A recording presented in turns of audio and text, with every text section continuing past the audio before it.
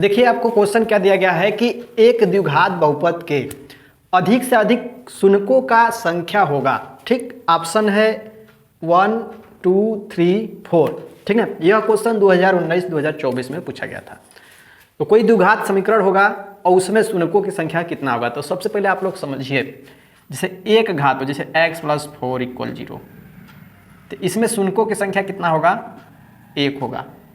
अगर द्विघात हो x² + 2x + 3 मान लेते हैं एग्जाम्पल के तौर पर। देखिए यहाँ घात 1 था तो एक घात, अब 2 घात हो गया तो 2 घात, तो शून्यकों की संख्या यहाँ कितना हो जाएगा। ठीक ना, ये देखिए वैल्यू नहीं हम लिखे हैं, मान लीजिए हम x को इसको डिलीट कर देते हैं, काट देते हैं।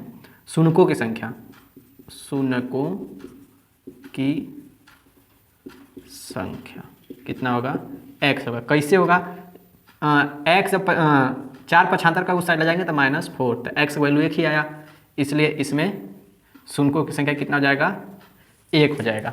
ठीक ना, अब यहाँ देखिए यहाँ x² है तो यहाँ शून्यकों की संख्या कितना हो जाएगा, शून्यकों की संख्या।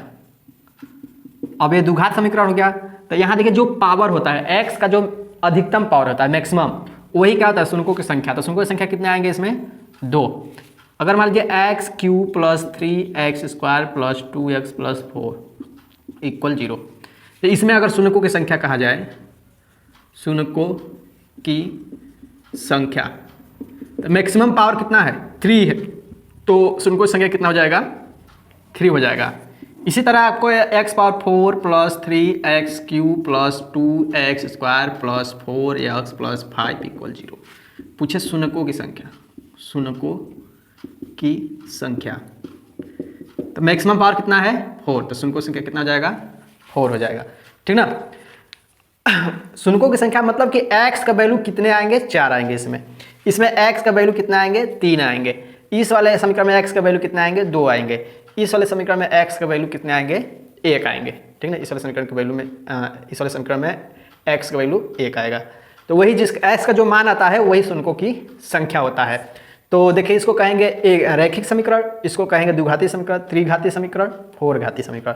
तो आपसे क्वेश्चन क्या पूछा है कि एक द्विघात बहुपद के, तो द्विघाती समीकरण में से ना, तो द्विघाती में शून्यकों की संख्या कितना है, 2। तो ऑप्शन नंबर बी आपका राइट हो जाएगा। इसको आप लोग ध्यान से रखिएगा।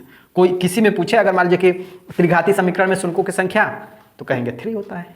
ठीक।